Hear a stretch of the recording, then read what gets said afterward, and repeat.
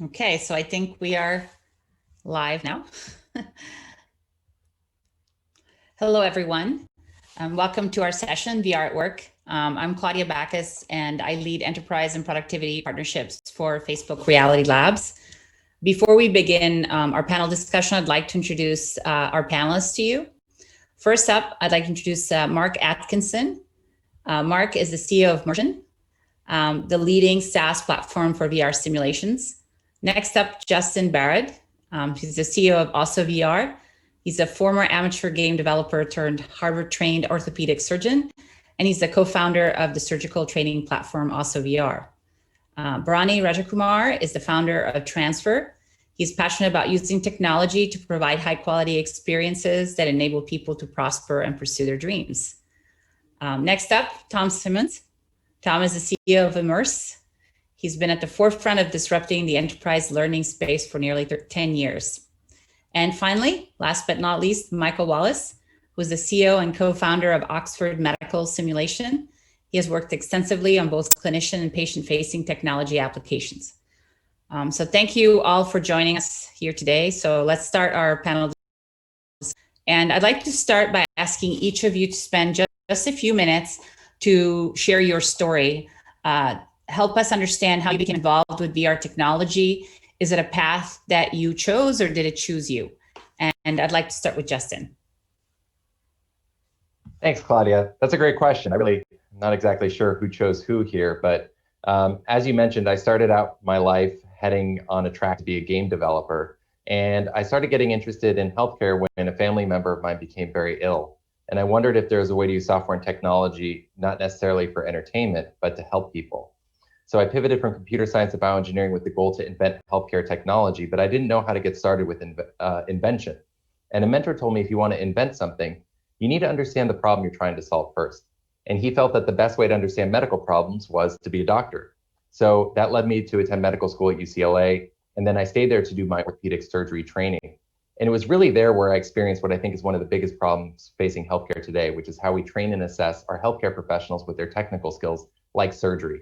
And I was in surgery after surgery where I would be asked to scrub out and Google what we were doing on a computer and like yell out to everyone what to do. Or I would be eating lunch and I'd be called to the zoo to operate on a gorilla all of a sudden on a moment's notice. And, we're driving over there, Googling if gorillas have bones and, how is this happening to us? Or I'm being evaluated for my technical skills by being asked to play the board game Operation. So these are all true stories that were happening to me. And around this time, I was still very involved in gaming. And I got involved with the Oculus DK1. Tried it on, immediately saw its ability to solve this problem. You can use it anytime, anywhere. You can train on any procedure. You can use your hands in a realistic way. You can get objective assessment and you can train remotely and train as a team. And basically came up with the concept for OSO VR, a surgical training platform that leverages virtual reality, and founded in October 2016. And act during its week as its CEO. And then on the weekends, I'm doing pediatric orthopedic trauma and operating on children. Thank you. Thanks very much, Justin. So can I maybe ask Bharani to go next? Sure. Hey, everyone. My name is Bharani Rajakumar, and I definitely remember the first time I put on a VR headset. It was at a gaming conference, and there was this huge line to play this game called Robo Recall, which Oculus had put out. And I remember putting it on and just being completely blown away. And my first thought was actually, this is incredible for gaming, but I don't think anyone knows what this type of technology is going to do for teaching and learning. And so I wanted to go figure that out. This is my second company. My previous company was a company called LearnBop, in which we created intelligent tutoring software for teaching mathematics, and it was really effective. And I thought that VR would be a really powerful medium for helping people learn things that they may only dream about, they may not have access to. So the use case that we focused on was specifically with respect to helping people get their first job. And the reason I thought that was a really important thing to focus on is because I remember my first job. My first job was actually at Wendy's. This was in the 90s when a lot of people said, hey, if you get a job in fast food, you're on track to become a deadbeat. But the reality is, if you come from a situation where you don't have a lot of resources, having that first paycheck is a huge weight off your shoulders, and it's a very uplifting kind of moment into a moment. So we use virtual reality specifically to create job training simulations for novices or entry-level folks to acquire the skills that they need to walk into a room and completely knock the socks off of their employer and get a job offer for a job that pays well. And what we found is we kind of happened to be in the right place at the right time. I think pre-COVID, people would pat us on the head and say, oh, you're doing something great. And now remote training is just essential, and people are looking for alternative learning methods that don't require you staring at a screen all day, like online learning, traditional online learning. So a lot of kind of trends that just worked out in our favor. And obviously, we're fantastic, very lucky to be partners with Oculus and this endeavor. And the fact that their hardware just keeps getting better and better is awesome. Thank you. Can we maybe go to Mark next? Sure. So I was at the time actually an executive in residence at a venture fund that had funded my last business that focused on both developing and doing performance evaluations for K-12 teachers. And, at the time, I was of the belief, I think as many were, that the best way for many professionals whose careers are all about demonstrating skills in action to both get better and to assess just how competent they are at their profession was to record what they did in video. And the whole process of reflective learning is sort of deeply ingrained in higher ed, K-12, and quite frankly, corporate learning. And I was invited to look at a technology that was being developed at the University of Central Florida as a teaching simulator, to which I sort of scratched my head and thought, that is not possible. It couldn't be the case that you could possibly simulate the complex act of teaching. But in fact, using an approach that blends AI and what is known as kind of human in the loop performance, this group had developed an experience that replicated the stress that a teacher feels when she's staring at a group of kids who are either cognitively or linguistically or behaviorally challenged in the moment. And if any of us have faced that daunting situation, we know that, like, we get butterflies in our stomach, and whether we went to Harvard, Yale, Princeton, or any place else, we seem to forget all that knowledge we had in our heads. And some kid asks that question that we just hadn't predicted, and we suddenly are frozen like deer in the headlights. And of course, that experience gets replicated across all other professions, it turns out, whether it's nursing or giving feedback to a colleague on the job who's, struggling with a situation.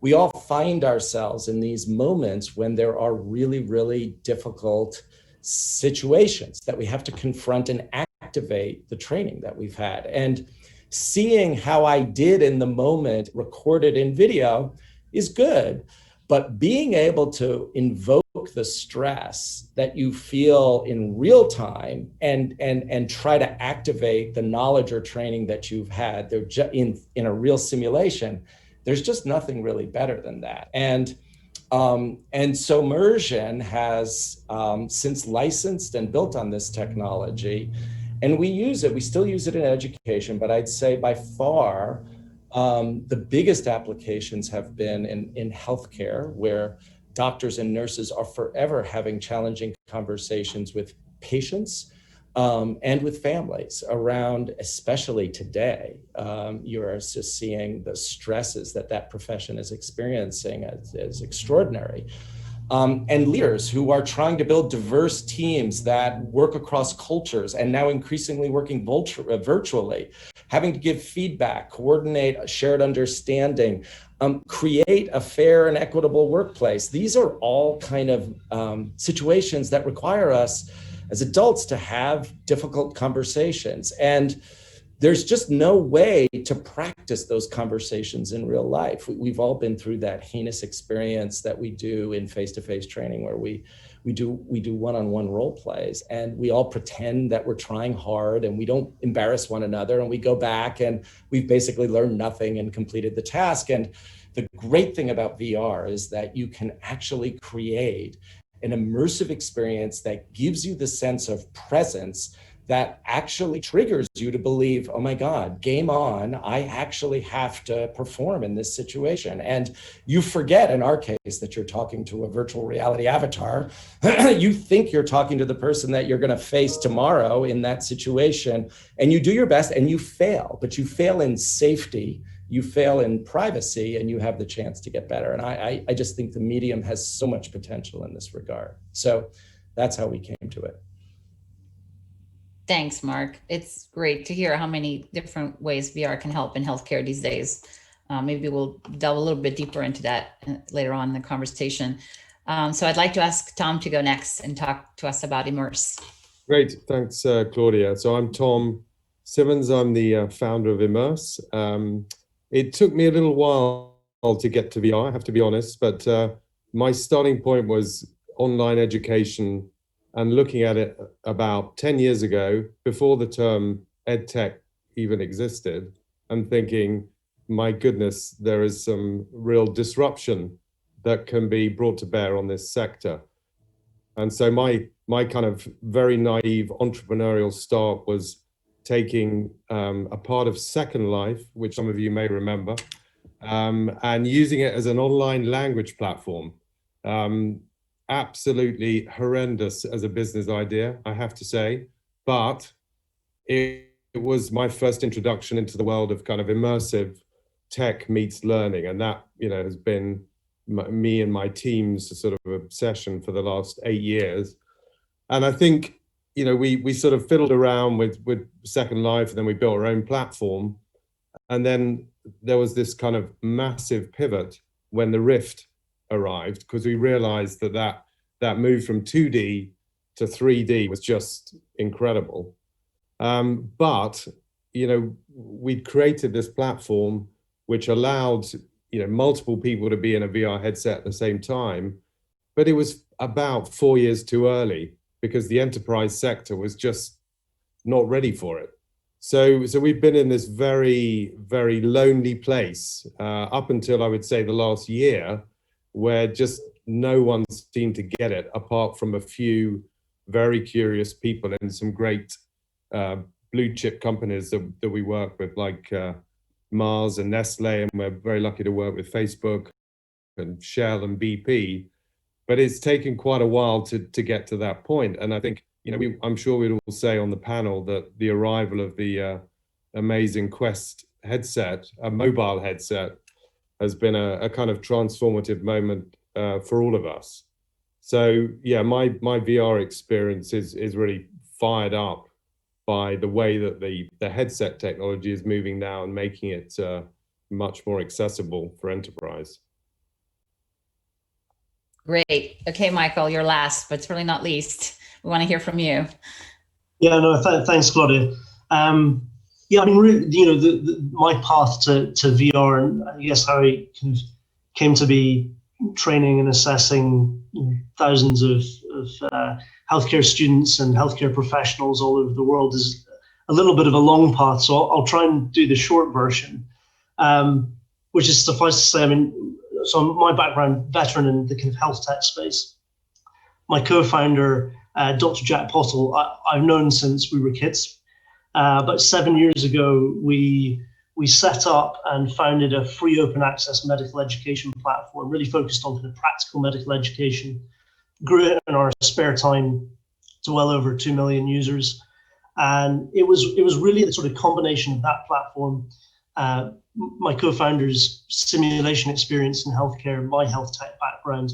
And in that platform, we started to experiment with some early VR, so some sort of 360-degree video, which I sort of don't really necessarily regard as true VR. But those experiments showed us what the potential could be. And it really showed us the possibilities of what we could deliver. And that really came just at the time that Oculus released the Rift, like everyone else here in the kind of, you know, the light switch, the light bulb went on. And I think that gave us the route that we thought, you know, if we can deliver fully immersive, fully interactive clinical experiences on demand, then we could really drive our kind of original mission and, you know, try and deliver medical simulation at scale maximize the impact that we were looking to make and fundamentally improve patient care. So yeah, so that's kind of what's taken us to where we are now, which is deployed all over the world in triple-digit institutions. It's an extraordinarily exciting time to be in this space. Yeah, I think what's really interesting here is, as I listen to all of you, is that each of us has a unique story, but it's always about finding a way to help people, like with VR. You know, at work, it's like how to increase productivity, collaboration, learning, of course, that's a common thread here. But it's really people are at the center of all of this, isn't it? It's just giving people this safe place to learn and to experience things that they might have a more difficult time experiencing in a physical world. So it's very interesting. So on to my next topic. So we are all at the center of this incredible momentum with VR growth at work. The pandemic, I think we probably all agree, doesn't seem to have slowed us down. In fact, I think the pandemic actually, in many ways, was an accelerator for VR technology.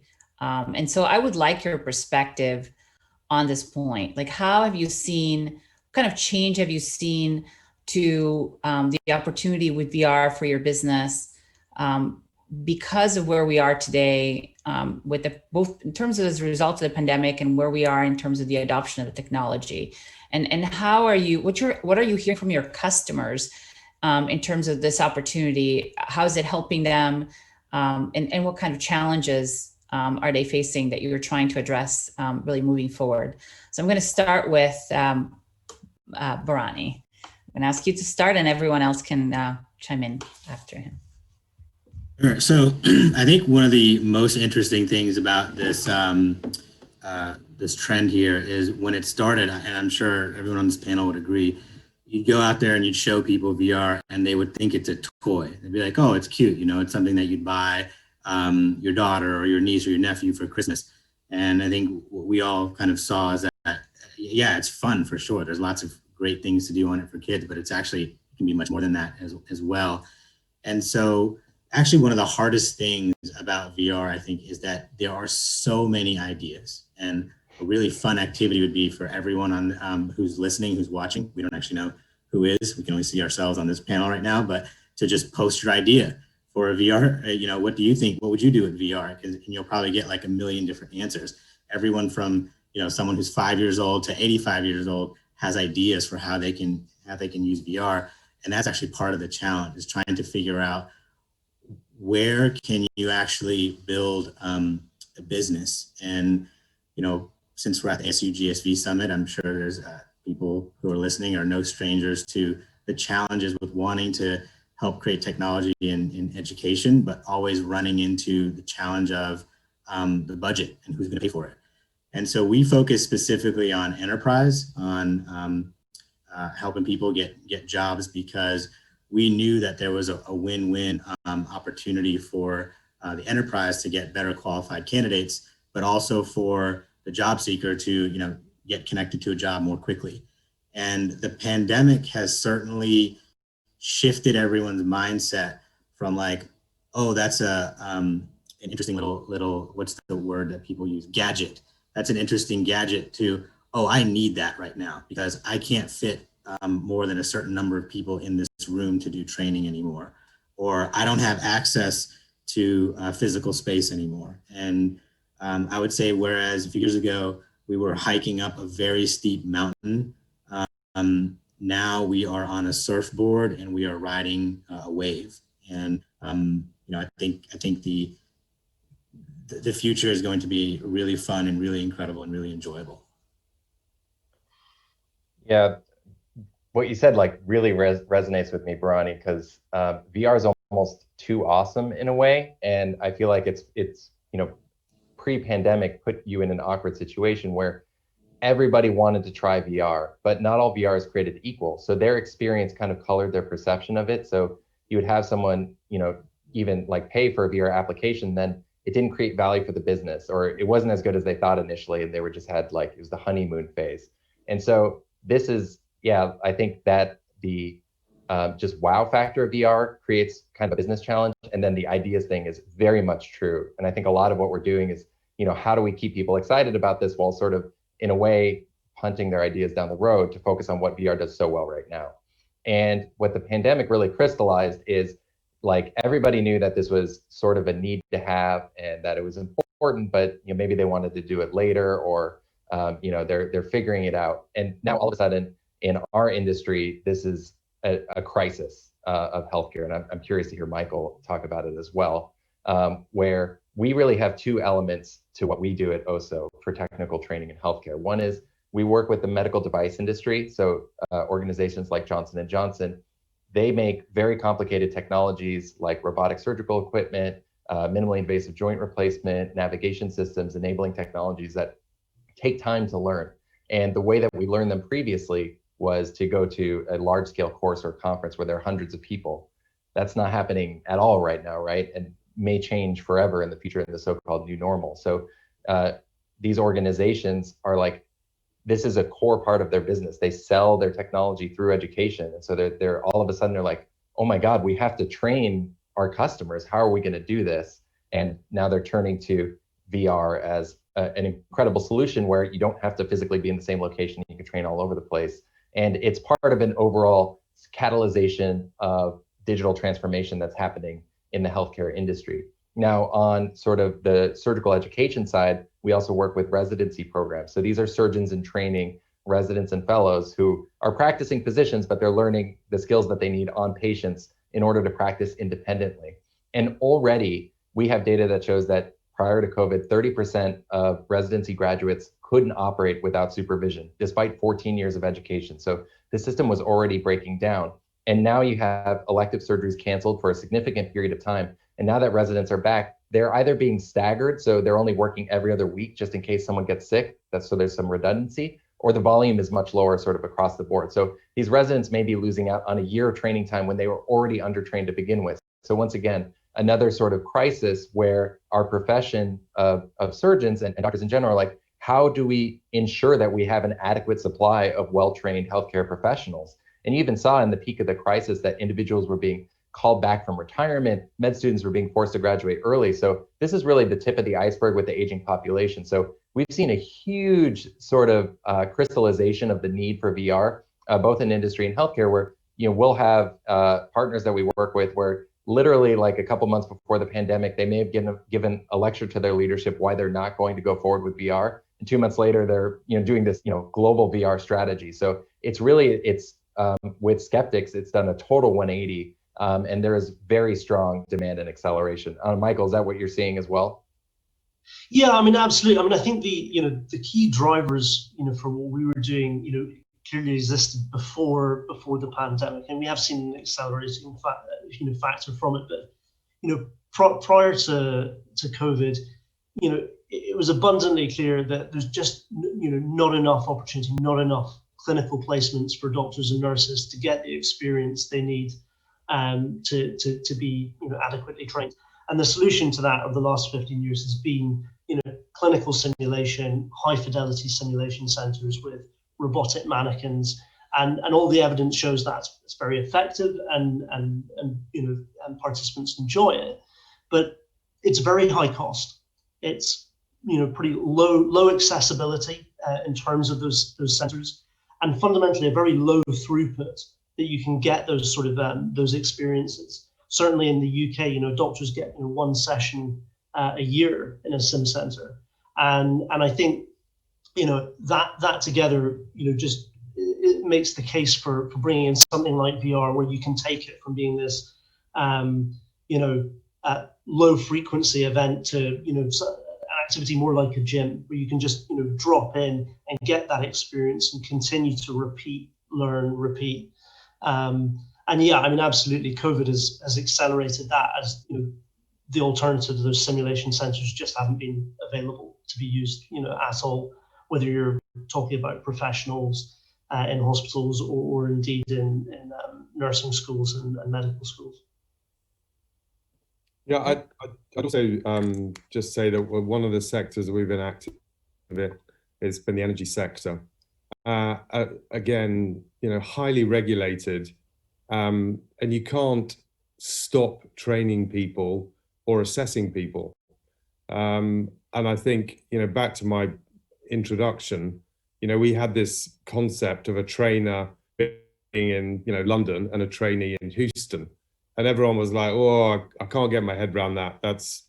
But now, it's becoming perhaps the only way to solve the problem, because the training has got to go on and the assessment has got to go on. And then I think another, a good live example, with Facebook, for example, is onboarding.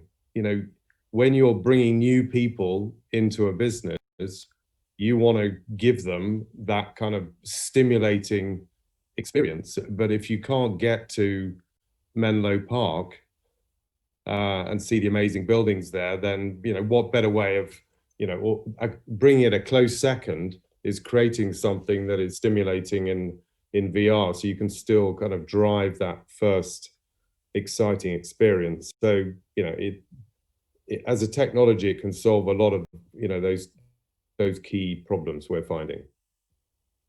I would just add, I think COVID has been an accelerant for all sort of forms of online training. I mean, and onboarding and recruiting and culture building in organizations. But there was forces at work even before COVID that I think have shaped at least the work that we're doing around what we like to call human skills in the workplace. And people would sometimes refer to them as soft skills, but I think they've become increasingly urgent in the society that we're living in today. I sort of refer to this moment in time, this wave that Bharani, I think, accurately described that we're riding right now as the sort of perfect storm of Occupy Wall Street meets the Me Too movement meets Black Lives Matter in a generational change that is demanding a different culture at work, that is one that has much more sort of distributed power, distributed authority, transparent communication, a willingness to indulge all forms of work and still maintain an understanding and equitable culture. And these were sort of policies that companies looked at with a view towards legal compliance. And I think there is a generational force at work that is saying, if this place does not feel like it embraces the values that we came through university experiencing, we simply aren't going to work there. You're just not going to get the next generation of talented workers by just offering them food in the cafeteria. It's going to take a lot more to motivate the best talent in the world, and bringing managers to a point where they can embrace those cultural changes, have those kinds of conversations, give feedback in challenging contexts really easily. These are skills that people are treating as really urgent. And we're seeing companies sort of adopt the opportunity to practice these kinds of skills with VR globally, just so that their brand actually stands for the principles that they market. It's not thought of as training anymore. This is at the heart. I'll give you an example of a company that I really do believe walks the walk in this regard. We've been working with T-Mobile for a while, and T-Mobile will tell you, you come into our store, you're not a data plan. And if you come into their store, they're going to treat you right. And they don't just sort of espouse that, they work really hard at it, and they practice it, and they train, and they simulate really difficult situations that invariably happen with customers. And I think this is not a fad that's a function of COVID. I think this is a positive societal change that, and certainly exacerbated by our, sort of broken politics these days, where companies are stepping up and taking the lead around building a kind of positive culture at work. And there's no better way to get at this than to experience the stress of having those conversations in VR in a simulated environment.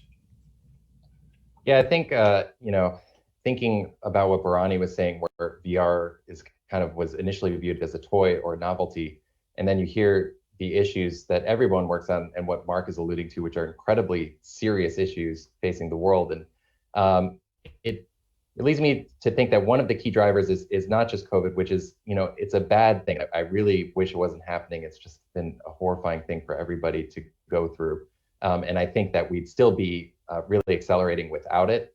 But I think one of the key drivers is serious applications like everyone on this call, but also the development of a true platform where, if you get a headset, you can use it for soft skill training. You could use it for technical training in healthcare or scenario training in healthcare, or you can use it for high risk technical scenarios like an energy industry. And it's like this one thing, suddenly it's not just you're not using it for one application, but it can do a million things. And, it has this cascading value. And I think it's the development of these really like clarity on where the real value is and the ability for these applications to be synergistic in an ecosystem that is really going to long-term drive the ubiquitous adoption of this technology.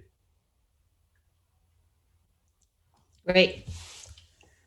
I have a question from the audience that I would like to read, if that's okay. VR has two main caveats when it comes to productivity. It's not comfortable enough to wear a headset for long periods of time, and not everyone has a VR headset, so not everybody is able to collaborate in the same way. I know Spatial has tackled the latter with enough platforms supported for it to be feasible. Nonetheless, there are similar yet better for today's solutions like MakeSpace.fun, which incorporates being at the screen without the Zoom fatigue or less of it. So I just wanted to just kind of start, and then I think Tom might want to chime in as well. Certainly VR for productivity and collaboration is what I would say nascent. And yes, not everybody has a headset, but we are starting to see, especially as a result of the pandemic, with a lot of companies being forced to deal with a very geographically distributed workforce, where they're providing headsets directly to their employees, to their knowledge workers, on what we call essentially a one-to-one model, meaning a knowledge worker, a person, an employee in a company will be able to be provided with a headset, maybe initially for training, but then using it for meetings and collaboration. And there are quite a few solutions out there already today that we see that are being used in large companies for meetings in VR. Yet you can't maybe keep a headset on all day long. The technology is improving rapidly, I would say. Headsets are becoming lighter, better battery life, higher performance, making the experience higher resolution, making the experience much better for meetings in VR. But I think what's really important is that with VR, you can create some very highly interactive experiences. It's very efficient. It sort of increases the efficiency of meetings and collaboration because you're given tools where you're able to collaborate more quickly and interactively. It's great for product design, product development sessions, any kind of type of meeting or workshop where interactivity is important. So that's what I will say. I'm going to hand it over to Tom, who might have a different perspective. I'd like to hear from him.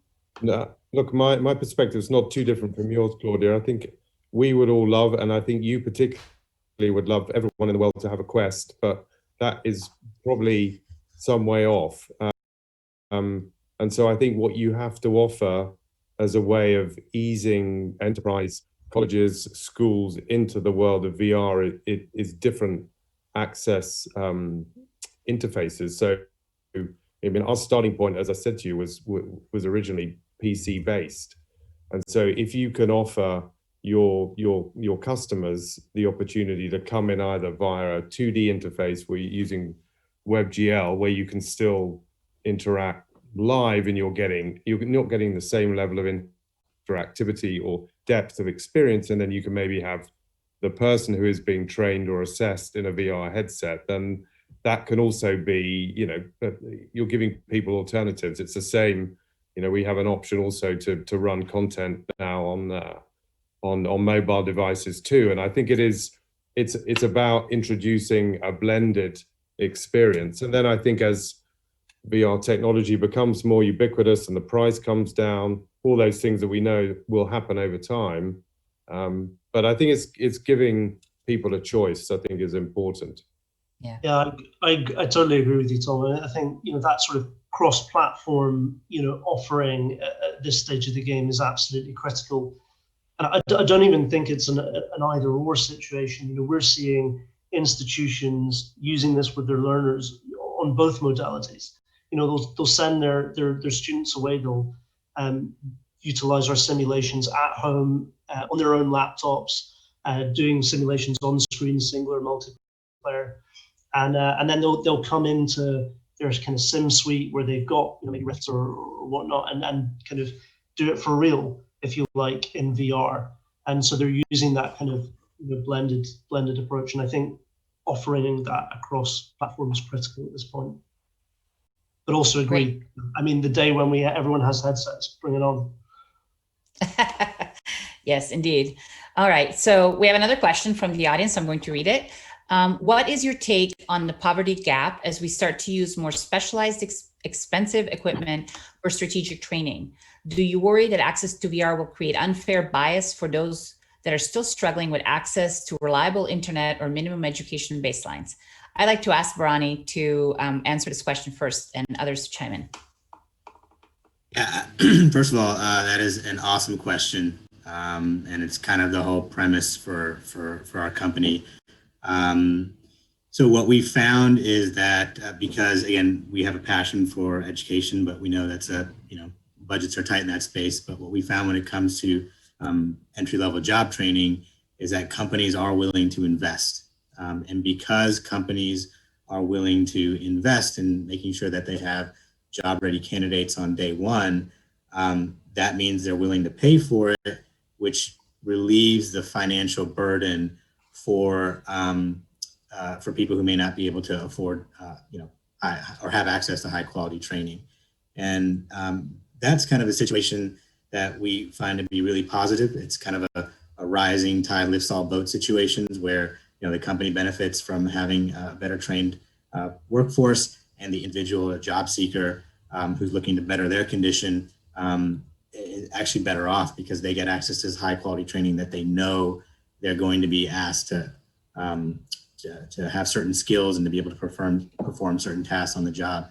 So I think that, for many people, true, the hardware may look expensive, but when you work with a community to kind of implement a holistic plan, actually the cost of training per person decreases because kind of what Justin was saying earlier, you have this one hardware device with many different applications on it, and that's really valuable. So now you might have people sharing that device, and I know in the COVID world, some people are worried about sharing, but you do disinfect it and you have ways around it. But essentially, you can create these training labs and train people at scale so that you kind of level the playing field and give everyone access to the same high caliber training. And I think we're just scratching the surface. We primarily focus on manufacturing. We do work in urban areas, but this thing is really taking off in rural areas as well.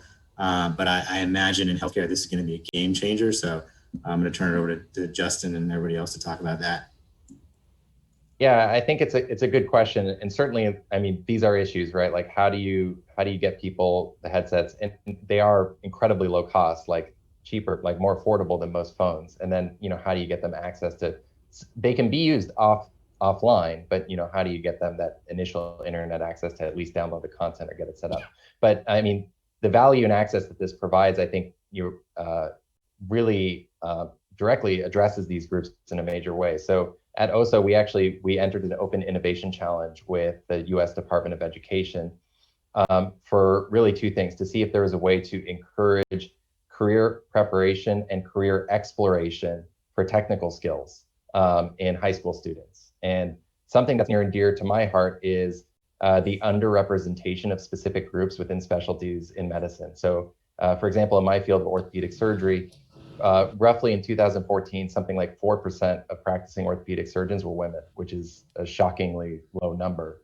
Yet there's research that shows that if you expose individuals earlier in their career in college and med school to these fields, they're more likely to apply and be successful. Because right now, the only time you find out about it, you're 3 years into med school and you're getting exposed, or either you have your application ready to go, or by the time you decide there, it's far too late. The people that have even gotten to that point in the first place, probably didn't grow up around, they grew up around people who did these things. So with VR, we have the ability to not only train people to do specific things, but for people to discover that these careers even exist in the first place when they're not growing up around people who do these things. They're not orthopedic surgeons, plastic surgeons potentially. And now they're experiencing it firsthand. They're like, hey, I want to be an anesthesiologist. I want to be a radiology technician. I want to be a scrub tech or a circulator nurse. I'm going to very early on now optimize my career, seek mentorship, and I'm really passionate about this pathway. And so I think that element of exploration with VR is almost as important as the technical training component when it comes to earlier education. Thank you, Justin. We have time for one last question. We actually have 3 minutes, so I'm going to read the question. This one's for Mark, and then we're going to wrap up quickly. Mark, does that mean that you think VR can be effectively used for DEI training? It seems research is very mixed on that. Do you have insights on whether we know how to develop effective VR on DEI? So what I do believe is that simulations can be used highly effectively around DE&I training. And I think those simulations can be done, as you've heard all of my panelists say, in VR and in laptops, and we do them on mobile. I think the point that everybody has made about being cross-platform, I thought Tom said it incredibly well. You want to move your clients towards the most immersive experience, because there's no question that the most immersive experience is the most powerful. We do D&I training in multiple contexts. We do it in several of the top Fortune 500 companies on a giant scale, where people want people to experience the behaviors that are called for when they're in the room when a microaggression takes place. You know, we all raised our 2 and 3 and 4-year-olds and 5-year-olds to understand when there's a bully in the room, you don't sit idly by, you stick up for the person that you're with in your community. And somehow we all get to work and we stand idly by when adults behave incredibly poorly.